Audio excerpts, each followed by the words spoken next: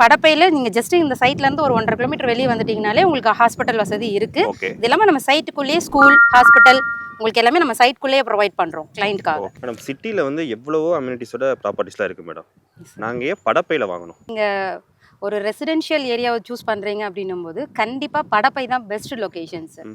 ஏன்னா நீங்கள் சிட்டியில் வந்து பார்த்தீங்கன்னா உங்களுக்கு ஒரு நாய்ஸ் இருக்கும், ஒரு பொல்யூஷன் இருக்கும், அண்ட் வந்து பார்த்தீங்கன்னா டிராஃபிக் இது எல்லாமே நீங்கள் வந்து ஃபேஸ் பண்ணுவீங்க. பட் இது எதுவுமே கிடையாது. நீங்கள் சுற்றி உங்களுக்கு பார்க்கும்போதே தெரியும், ரொம்ப யூனிக்காக இருக்கும், உங்களுக்கு ரொம்ப காமாக இருக்கும் இந்த சைட்டு, உங்களுக்கு வந்து நல்ல வென்டிலேஷன் அண்ட் வந்து பார்த்தீங்கன்னா இந்த சரௌண்டிங்கை நீங்கள் என்ஜாய் பண்ணலாம். ஸோ உங்களுக்கு நீங்கள் வெளியில் வாங்குறதோட நீங்கள் இந்த இடத்துல இருக்கீங்கன்னா ஒரு பொல்யூஷன் இல்லாத லைஃப்பை நீங்கள் சூஸ் பண்ணுறீங்க அப்படின்னா கண்டிப்பாக அது படப்பை லொகேஷன் தான் சார். நான் உண்மையிலே ஃபீல் பண்ண என்ன நம்ம பர்சனலா வந்து ஏர் அவ்வளோ இருக்கு. காத்து ஆமா நல்லா சார். அடிக்குது. வென்டிலேஷன் நல்லா இருக்கும் உங்களுக்கு சுத்தி. நீங்க சிட்டில இருந்தாலும் 1 கிலோமீட்டருக்குள்ள வந்தாலும் இங்க வந்து ஒரு வில்லேஜ் ஃபீல் கிடைக்குது மேடம் இங்க. ஆமா. Yes sir.